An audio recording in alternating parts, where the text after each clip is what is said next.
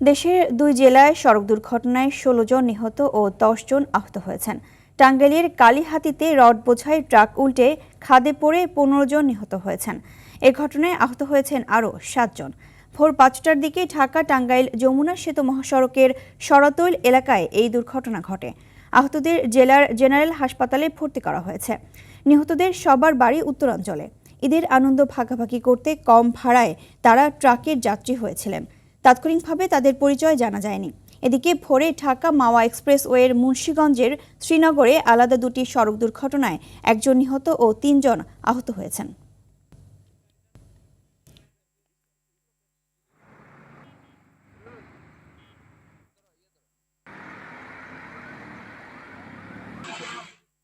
দর্শক, হতাহতের আরও খবর জানাতে ঢাকা টাঙ্গাইল যমুনা সেতু মহাসড়কের সরাতৈল এলাকা থেকে সরাসরি যুক্ত হচ্ছেন সহকর্মী কামাল হোসেন। কামাল, 15 জন নিহত মানুষের পরিচয় কি পাওয়া গেছে, আর এই ঘটনার আর কি বিস্তারিত জানতে পেরেছেন আপনি জানাবেন?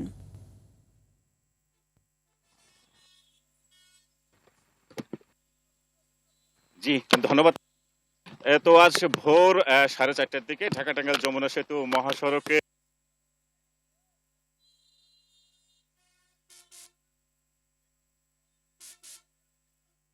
কিন্তু উল্টে যায় এবং সেই ট্রাকে থাকা 30 জন যাত্রী ছিল। আমি যতটুকু জানতে পেরেছি 30 জন যাত্রীর মধ্যে ঘটনাস্থলে সেই ট্রাকের নিচে চাপা পড়ে 15 জনের মৃত্যু হয় এবং এই ঘটনায় গুরুতর আহত হয়েছে 7 জন এবং তাদের কিন্তু টাঙ্গাইল জেলার হাসপাতালে চিকিৎসা দেওয়া হচ্ছে। তবে ঘটনার মূল কারণ যেটি বলছেন যে চালক যেহেতু সারা রাত তিনি ট্রাক চালিয়েছেন এবং এই ঘুমে আচ্ছন্ন ছিলেন এবং ঘুমে আচ্ছন্ন থাকার ফলে সেই চালক এখানে এসে নিয়ন্ত্রণ হারিয়ে ফেলেন এবং পরবর্তীতে ট্রাক দিতে যায়। তবে এখানে যতটুকু আমি জানতে পেরেছি, পুলিশের সাথে কথা বলেছি, যমুনা সেতু পূর্ব থানার ওসির সাথে কথা বলেছি, তিনি যদি বলছেন যে আসলে যারা নিহত হয়েছেন তাদের সবার বাড়ি নওগাঁর মান্দাতে, এতটুকু আমরা জানতে পেরেছি। তবে এখনো পর্যন্ত পূর্ণাঙ্গ থানায় পর্যন্ত করা সম্ভব হয়নি। তবে এখানে যে বিষয়টি, যারা এখানে এই ট্রাকের যাত্রী ছিলেন, যারা নিহত হয়েছেন, তারা সবাই কিন্তু ছিল শ্রমিক এবং কম ভারতে তারা গন্তব্যে যাচ্ছিলেন নিজের আনন্দ উপভোগ করার জন্য, নিজের আনন্দ ভাগাভাগি করার জন্য পরিবার পরিজনদের সাথে। এমনটাই কিন্তু বলছেন যারা জীবিত অবস্থায় আছেন এবং যারা দেশে ফিরেছেন, এমন বর্ণনায় কিন্তু তারা দিয়েছেন। এখানে যে বিষয়টি বলা হচ্ছে যে আসলে ভাড়া নৈরাজ্যের কারণে এই সমস্ত যাত্রীরা তাদের জীবনের ঝুঁকি নিয়ে কিন্তু যাচ্ছেন তাদের গন্তব্যে।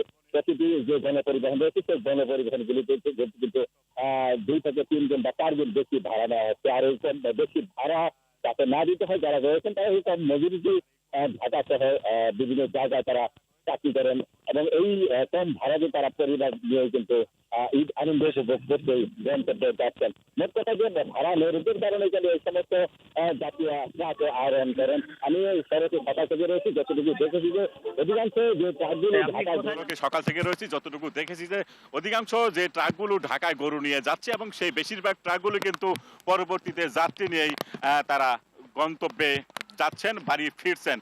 তো এমনটি কিন্তু জানা গেছে। তবে এখনো পর্যন্ত যারা হাসপাতালে চিকিৎসা নিচ্ছেন, বেশ কয়েকজন কিন্তু গুরুতর অবস্থায়। ধন্যবাদ কামাল আপনাকে। ঈদকে কেন্দ্র করে টানা 7 দিনের ছুটি শুরু হয়েছে। প্রথম দিনেই ঢাকার কমলাপুর রেল স্টেশনে ঘরমুখো মানুষের ভিড় বাড়ছে। এছাড়া গাবতলী, মহাখালী ও সায়দাবাদ বাস টার্মিনালেও যাত্রীদের অতিরিক্ত চাপ রয়েছে। সকাল থেকে পরিবার পরিজন নিয়ে ঢাকা ছেড়ে গ্রামের পথে ছুটছেন মানুষ।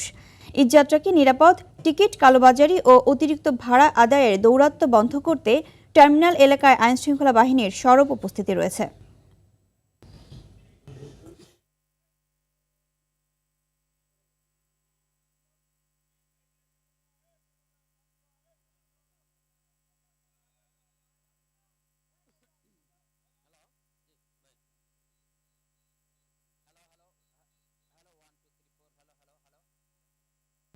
দর্শক, এই মুহূর্তে রাজধানী কমলাপুর রেল স্টেশনে আছেন সহকর্মী বিপুল দেবরায়। আমরা সরাসরি যুক্ত হচ্ছি তার সঙ্গে। বিপুল, ট্রেন যথাসময়ে ছেড়ে যাচ্ছে কিনা এবং যাত্রীদের ভোগান্তির কোনো চিত্র চোখে পড়েছে কিনা বিস্তারিত জানাবেন।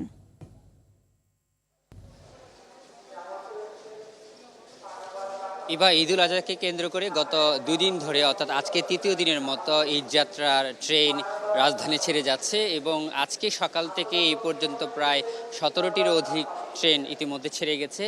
তবে আপনাকে যেটা জানিতে চাই যে বিলম্বের যে বিষয়টি বলেছেন, আজকেও কিন্তু শিডিউল বিপর্যয় হয়েছে একটি ট্রেনের, সেটি হচ্ছে রংপুর এক্সপ্রেস। অর্থাৎ এই ট্রেনটি 9টা 10-এ কমলাপুর রেল স্টেশন ছেড়ে যাওয়ার কথা ছিল, তবে সেই ট্রেনটি এখনও পর্যন্ত রাজধানী এসে পৌঁছায়নি। অর্থাৎ সেই ট্রেনের যাত্রীদের ভোগান্তির চিত্র আমরা দেখতে পেয়েছি। অর্থাৎ তাদের সাথে আমাদের কথা হয়েছে, তারা বলছেন গত 2 ঘন্টা যাবত তারা অপেক্ষা করছেন।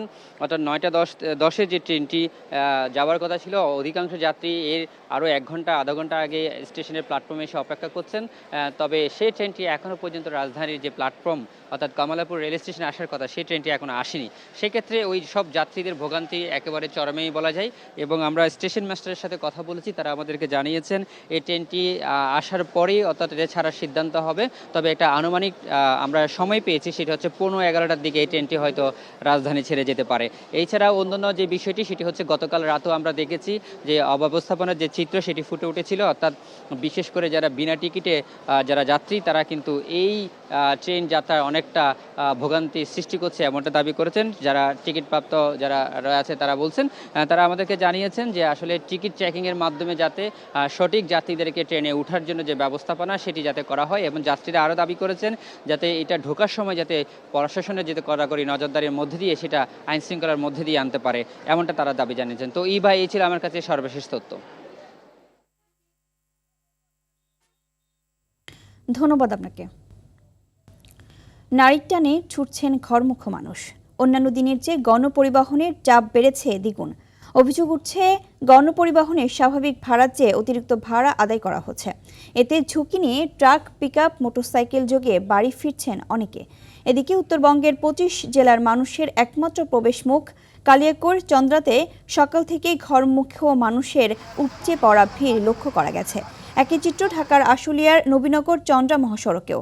দেশের উত্তর পশ্চিমাঞ্চল থেকে ঢাকা ও তার আশেপাশের কুরবানির পশুর হাটে ঢুকছে পশুবাহী ট্রাক।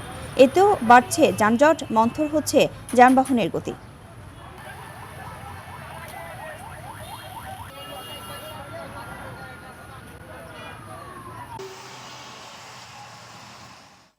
দর্শক, ঈদে ঘরমুখ মানুষের বাড়ি ফেরার আরও খবর জানাতে আশুলিয়া থেকে সরাসরি যুক্ত হচ্ছেন সহকর্মী ওমর ফারুক। ফারুক, সড়কে যানবাহনের চাপ কেমন দেখছেন এবং ভাড়াসহ অন্য কোনো ভোগান্তির অভিযোগ করেছেন কিনা যাত্রীরা, জানাবেন। এবার আপনাকে ধন্যবাদ। আপনাকে জানিয়ে রাখি, ঈদ যতই ঘনিয়ে আসছে শিল্পাঞ্চল আশুলিয়া নবীনগর চন্দ্রা মহাসড়কে কিন্তু যাত্রী এবং যানবাহনের চাপ ক্রমেই বৃদ্ধি পাচ্ছে। আমরা সকাল থেকে দেখেছি শিল্পাঞ্চল আশুলিয়া নবীনগর চন্দ্রা মহাসড়কের যে বাস স্ট্যান্ডগুলো রয়েছে সেখানে কিন্তু সকাল থেকে যাত্রীর চাপ বৃদ্ধি পেয়েছে এবং সেই সাথে কিন্তু গণপরিবহনের যেটি চাপ রয়েছে সেটি কিন্তু এই মহাসড়কে বৃদ্ধি পেয়েছে। আমি আপনাকে যদি একটু দেখাই, নবীনগর চন্দ্রা মহাসড়কের বাইফেল এলাকায় কিন্তু আমি অবস্থান নিয়েছি। এই মুহূর্তে কিন্তু এই বাইফেল এলাকায় যানবাহনের ব্যাপক চাপ রয়েছে এবং গণপরিবহনের যাত্রী যারা ঈদের নারীর টানে যারা ছুটছেন তারা কিন্তু এই বাইফেলের যে কাউন্টারগুলো রয়েছে সেখানে কিন্তু তারা ভিড় করছেন, গাড়ির অপেক্ষায় কিন্তু তারা অপেক্ষা করছেন। আমরা তো শিল্পাঞ্চল আশুলিয়ার যে বাস কাউন্টারগুলো রয়েছে সেখানে কিন্তু যাত্রীরা আমাদেরকে যেমনটা অভিযোগ করেছেন, তারা বলছেন যে ভাড়া কিন্তু এই সময় একটু বেশি নেওয়া হচ্ছে। 800 টাকার ভাড়া কিন্তু 1400 টাকা নিয়েছেন, এমনটাই অভিযোগ করছেন আমার কাছে যাত্রী সাধারণ। তো শিল্পাঞ্চল আশুলিয়া দুপুরের পরে কিন্তু 80% গার্মেন্টস ছুটি হবেন এবং এরপরে কিন্তু এই মহাসড়কে কিন্তু একটি ভয়াবহ যানজটের আশঙ্কা প্রকাশ করছেন এই ঘর ফেরা যাত্রী সাধারণ। তো শিল্পাঞ্চল আশুলিয়া থেকে যাত্রী ঈদ যাত্রা নিয়ে আমার কাছে এই ছিল সর্বশেষ। ইভা,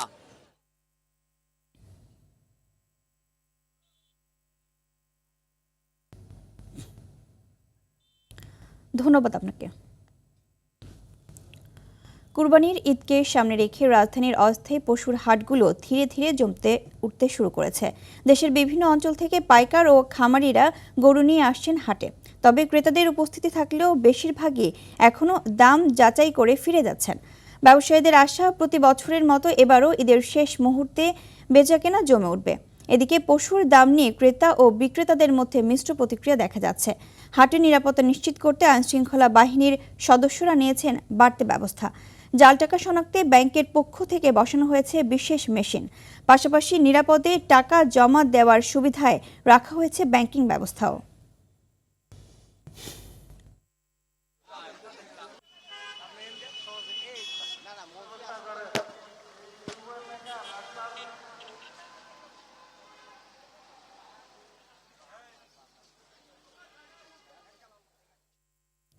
দর্শক, এই মুহূর্তে দিয়াবাড়ি পশুর হাট থেকে সরাসরি যোগ দিচ্ছেন সহকর্মী আব্দুর রহিম।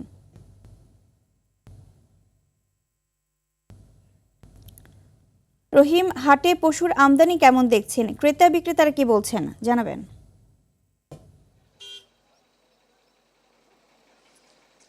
ইভা, সকাল থেকেই আমরা রাজধানীর দিয়াবাড়ি হাটে আমরা এসেছি, আমরা ঘুরেছি, যেমনটি দেখেছি ব্যবসায়ীরা যেমনটি বলছেন তারা দেশের বিভিন্ন প্রান্ত থেকে গরু নিয়ে এসেছেন, তাদের সেই আদরের গরুগুলো এবং তাদের যে যত্নে লালন পালন করা গরুগুলো তারা নিয়ে এসেছেন। এবং আমরা যেমনটি দেখেছি ক্রেতা আসছে এবং ক্রেতা দেখার পরে যেমনটি তারা বলছেন যে এবার বড় গরুর সংখ্যা কিন্তু বেশি রয়েছে এবং ব্যবসায়ীরা যেমনটি বলছেন যে বড় গরুর চাহিদা কিছুটা কম রয়েছে এবং ক্রেতারা কিন্তু ছোট গরুর প্রতি বেশি ঝুঁকছেন বলে তারা জানিয়েছে। এছাড়া কিন্তু আপনাদেরকে একটি বিষয় জানিয়ে রাখতে চাই, এই হাটে কিন্তু আমরা যেমনটি দেখেছি ডেটল কিন্তু সুরক্ষার জন্য তারা কার্যক্রম করছে এবং তারা পরিচ্ছন্ন পশুহাট এবং সুরক্ষিত পশুহাট দেওয়ার জন্য কিন্তু তারা কাজ করছে হাটের শুরু থেকে এবং ডেটল কিন্তু পাশে রেখেছে ক্রেতা এবং বিক্রেতাদের জন্য সুরক্ষা হাত ধোয়া এবং নিরাপদ পানির ব্যবস্থা রেখেছে। আমরা ডেটলের একজন কর্মী রয়েছে, আমরা তার সাথে যদি একটু কথা বলতে চাই তারা কি নিয়ে কাজ করছে এবং কিভাবে কাজ করছে একটু জানতে চাই আপনার কাছে যে কিভাবে আপনারা কাজ করছেন। কিভাবে বলতে আমাদের তো সারা দেশ থেকে প্রচুর সংখ্যক মানুষ এখানে আসে বিভিন্ন প্রান্ত থেকে। ওদের হাইজিন, একদম বেসিক যে হাইজিন স্বাস্থ্যবিধি, ওইটা আমরা সুরক্ষার জন্য কাজ করছি। এটা মূলত ডেটল, ঢাকা উত্তর সিটি কর্পোরেশন এবং আরটিবি নিয়ে একটা সামাজিক উদ্যোগ। এই উদ্যোগের মাঝে আমরা সবার জন্য নিরাপদ খাবার পানির ব্যবস্থা করেছি। এছাড়াও এখানে প্রচুর প্রাথমিক চিকিৎসার প্রয়োজন হয়, প্রচুর, অনেক সময় কেটে যায়, ছিলে যায়, ওই প্রাথমিক চিকিৎসার ব্যবস্থা ডেটল থেকে করা হয়েছে। পাশাপাশি ব্যাপারীদের জন্য এখানে ফ্রিতে মোবাইল চার্জিং সহ ফ্রিতে হাত ধোয়া পা ধোয়ার ব্যবস্থা করা আছে। মূলত এই হাটের পরিষ্কার পরিচ্ছন্নতার জন্য আমাদের বেশ কিছু ক্লিনার আছে যারা নিয়মিত পরিষ্কার পরিচ্ছন্নতার কাজ করছে। ইভা, যেমনটি শুনছিলেন তিনি জানাচ্ছিলেন যে এই হাটটি কিন্তু পরিষ্কার পরিচ্ছন্নের জন্য তাদের নির্দিষ্ট কর্মী এবং তাদের ক্লিনার রয়েছে। এটি ঢাকা উত্তর সিটি কর্পোরেশন এবং ডেটলের সহযোগিতায় কিন্তু এটি পরিচালিত হচ্ছে। এছাড়া আমরা যেমনটি দেখেছি হাটে ব্যবসায়ীরা যেমনটি বলছেন যে আর মাত্র 2 দিন রয়েছে পবিত্র ঈদুল আজহার, যেই 2 দিন বাকি রয়েছে এবং এই 2 দিনে তাদের যে গরু যারা নিয়ে আসছিলেন তাদের সেই গরুগুলো বিক্রি হয়ে যাবে বলে তারা কিন্তু আশা প্রকাশ করছেন এবং তাদের যে কাঙ্ক্ষিত যে দাম সেটি কিন্তু তারা পাচ্ছেন বলে বিক্রেতারা জানিয়েছে। তো সব মিলিয়ে এই ছিল আমার কাছ থেকে সর্বশেষ। ইভা। রহিম, ধন্যবাদ আপনাকে। দর্শক, ফেনীর চাঁদগাজী কোরবানি পশুর হাট থেকে সরাসরি যুক্ত হচ্ছেন আরেক সহকর্মী এম.এ. আকাশ, ঈদের ছুটি তো শুরু হয়েছে, তো পশু কোরবানির হাট কি জমে উঠেছে কিনা জানাবেন। ইভা, আমি এই মুহূর্তে রয়েছি ফেনীর উত্তরাঞ্চলের সবচেয়ে বড় বাজার বলা হয় এই কোরবানির হাটটিকে, চাঁদগাজী বাজারে। এবং আপনি দেখতেই পাচ্ছেন সকাল থেকেই কিন্তু এটি ব্যাপক জমজমাট হয়ে উঠছে এবং কেনাবেচাও অনেকটাই জমে উঠেছে। যদি কিছু তথ্য যোগ করি তাহলে এবার আমাদেরকে প্রাণী সম্পদ বিভাগ থেকে যেটি জানানো হয়েছে, পুরো জেলা জুড়ে পশুর চাহিদা রয়েছে 82,500, আর অন্যদিকে কোরবানির পশু প্রস্তুত রয়েছে প্রায় 90,000, অর্থাৎ চাহিদার থেকেও আরও প্রায় 7,500 গবাদি পশু বেশি রয়েছে বলে আমাদেরকে প্রাণী সম্পদ বিভাগ জানিয়েছে। ফেনীতে এমনিতেই আমরা জানি যে খামারি রয়েছেন প্রায় 5,000, 5,500-এর কাছাকাছি কিন্তু খামারি রয়েছে এবং বিপুল সংখ্যক গবাদি যে পশু সেই পশুও কিন্তু মজুদ থাকার ফলে দামের যে বিষয়টি সেই দাম খুব একটা বেশি নয়, সাধ্যের মধ্যেই রয়েছে। বরং খামারিরা আসলে ক্ষেত্র বিশেষে কিছুটা অভিযোগ করছেন যে ফেনী যেহেতু সীমান্তবর্তী সীমান্তবর্তী এলাকা সীমান্ত দিয়ে গরু চোরাচালানির ফলে এবারের দাম অনেকটাই কম বলছেন। আর অন্যদিকে পর্যাপ্ত পরিমাণে গবাদি পশু থাকার পরও সীমান্ত দিয়ে যদি আরও চোরাচালানির মাধ্যমে গবাদি পশু নামে তাহলে কিন্তু বড় ধরনের বিপাকে পড়তে পারেন ছোট বড় সব ধরনের খামারিরা। এবং আজকেও কিন্তু কেনাবেচা একদমই জমে উঠেছে। আমরা ছাগলনাইয়া উপজেলার যে চাঁদগাজী বাজারে এসেছি, এটি উত্তরাঞ্চলের সবচেয়ে বড় বাজার এবং বৃহৎ বাজারে সকাল থেকে কিন্তু জমে উঠেছে। এবং আজকে ফেনীর সিও অফিস বাজার অর্থাৎ গুরুত্বপূর্ণ বড় বাজারগুলো কিন্তু ইতিমধ্যে কেনাবেচা জমে উঠেছে। দাম একদমই সাধ্যের মধ্যে রয়েছেন বলে আমাদেরকে জানানো হয়েছে এবং আমরা দেখতে পাচ্ছি যে সবকিছুই স্বাভাবিক রয়েছে। সবকিছু মিলিয়ে আমার কাছে ফেনী থেকে এখনকার মতো এই ছিল সর্বশেষ। ইভা, ধন্যবাদ আপনাকে। চট্টগ্রামের সীতাকুণ্ডের জঙ্গল সলিমপুর ও আলীনগরে যৌথ বাহিনীর ক্যাম্পে হামলা চালিয়েছে সশস্ত্র সন্ত্রাসীরা। তবে এতে কারো হতাহতের খবর পাওয়া যায়নি। সকাল থেকে পুরো এলাকা ঘিরে অভিযান চালিয়ে যাচ্ছে যৌথ বাহিনী। তবে হামলার আগে সন্ত্রাসীরা বিভিন্ন পয়েন্টে রাস্তা কেটে দেওয়ায় একরকম পায়ে হেঁটে বিশাল এই এলাকায় অভিযান চালাচ্ছে আইনশৃঙ্খলা বাহিনী। এরই মধ্যে সন্দেহভাজন কয়েকজনকে আটক করা হয়েছে। র্যাব 7-এর কমান্ডিং কর্মকর্তা হাফিজুর রহমান জানান, রাত 1টার দিকে 40 থেকে 50 জনের 2 দল সন্ত্রাসী ক্যাম্পে হামলা চালায়। আত্মরক্ষার্থে আইনশৃঙ্খলা বাহিনী পাল্টা গুলি ছুড়লে রাত 3টার দিকে পিছু হটতে বাধ্য হয় সন্ত্রাসীরা।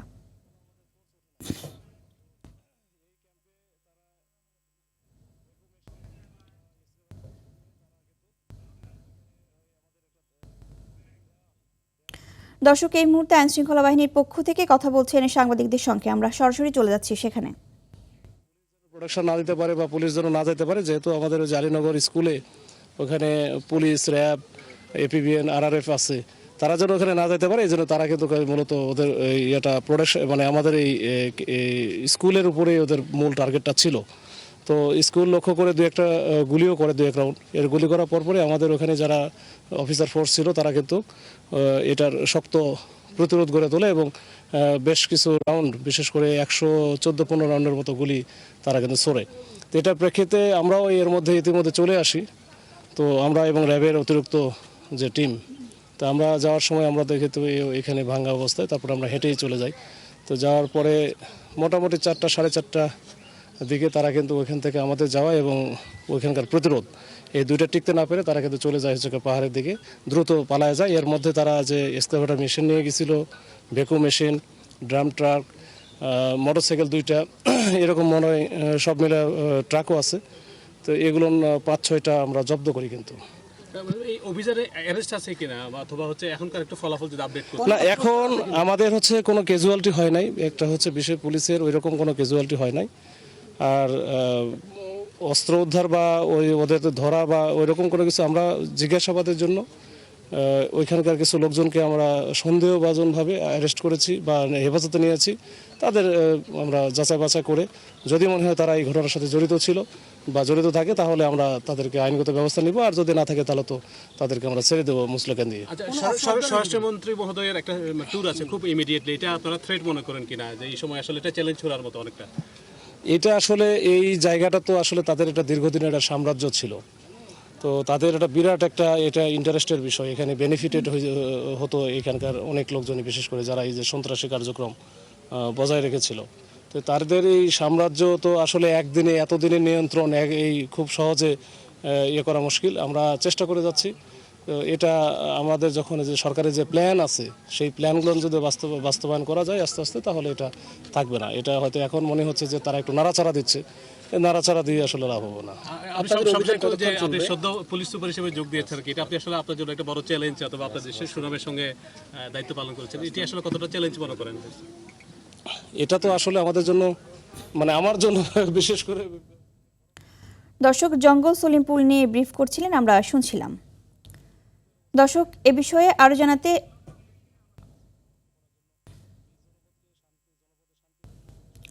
চাইলে বিদ্যমান আইনে 30 দিনের মধ্যে রামিসা হত্যাকাণ্ডের বিচার সম্ভব।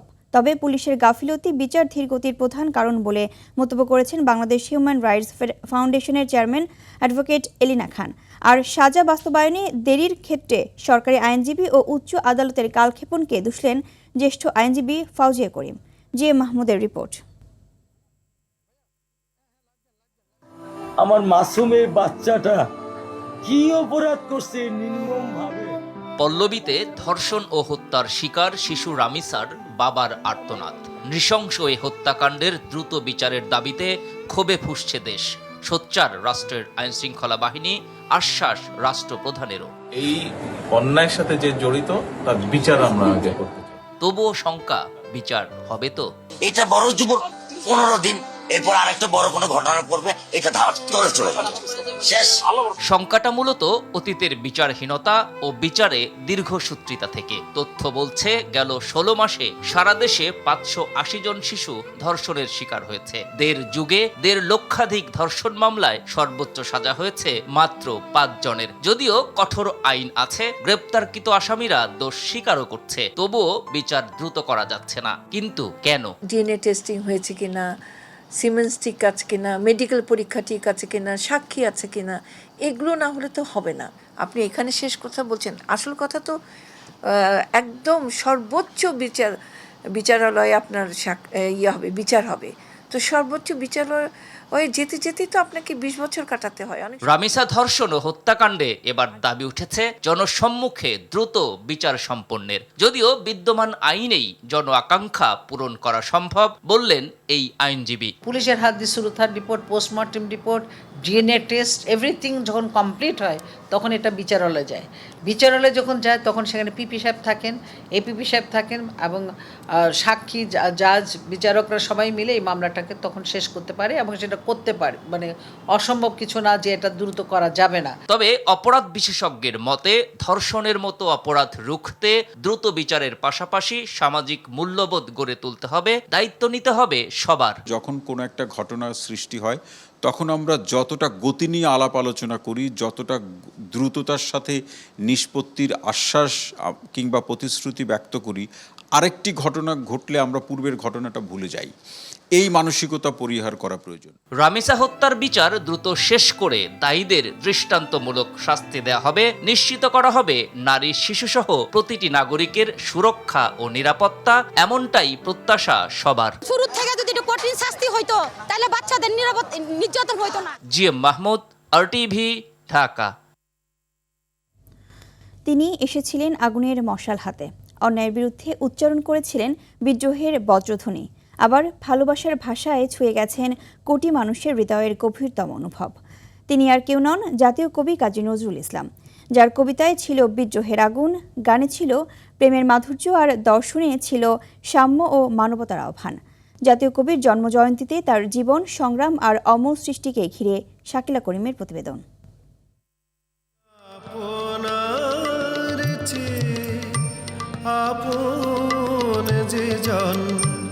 বিদ্রোহের কবি, আবার প্রেমেরও, গিয়েছেন সাম্যের গান, আবার লিখেছেন মানবতার অমর বাণী। তিনি বাংলা সাহিত্যের আকাশের ধূমকেতু কাজী নজরুল ইসলাম।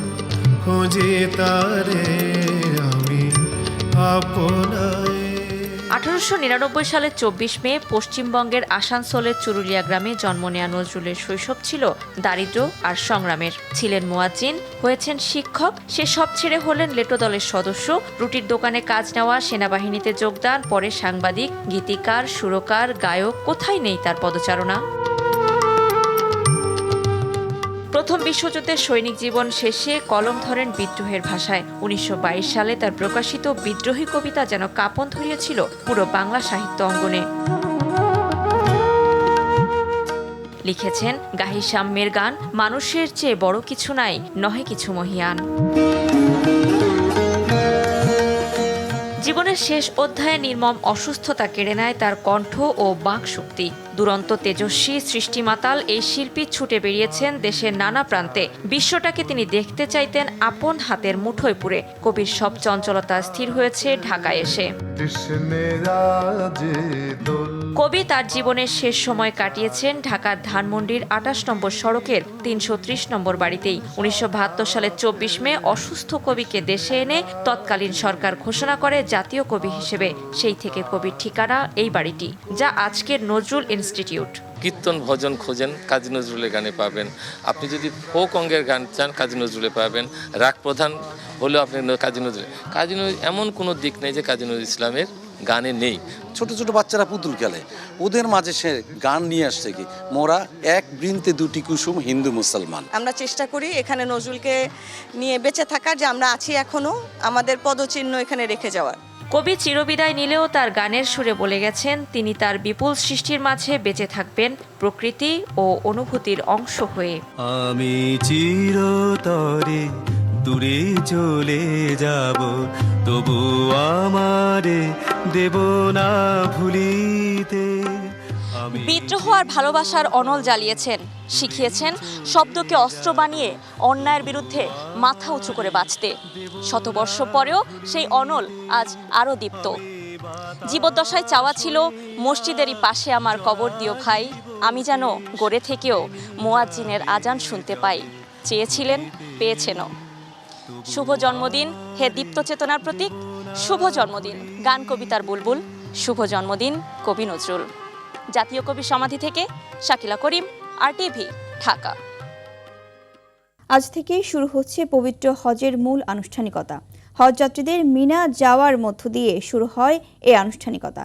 সারা বিশ্ব থেকে আগত হজযাত্রীরা পবিত্র হজ ব্রত পালনের উদ্দেশ্যে স্থানীয় সময় বাদ আসর উচ্চস্বরে লাব্বাইক আল্লাহুম্মা লাব্বাইক পাঠ করতে করতে মক্কা থেকে মিনা অভিমুখে যাত্রা শুরু করেন। মিনা পৌঁছে আল্লাহর সন্তুষ্টি লাভের আশায় ইহরামের সাদা পোশাকে হজের গুরুত্বপূর্ণ আনুষ্ঠানিকতা পালনে অংশ নিচ্ছেন হাজিরা। বিধান অনুযায়ী ৮ জিলহজ হাজিরা মিনায় অবস্থান করে ফজর থেকে এশা পর্যন্ত 5 ওয়াক্ত নামাজ আদায় করবেন। মিনায় রাত যাপনের পর ৯ জিলহজ মঙ্গলবার তারা রওনা হবেন আরাফাতের ময়দানের উদ্দেশ্যে। চলতি বছর আরাফাতের ময়দানে হজের খুতবা প্রদান করবেন শায়েখ আলী বিন আব্দুল রহমান আল হুদাইফি।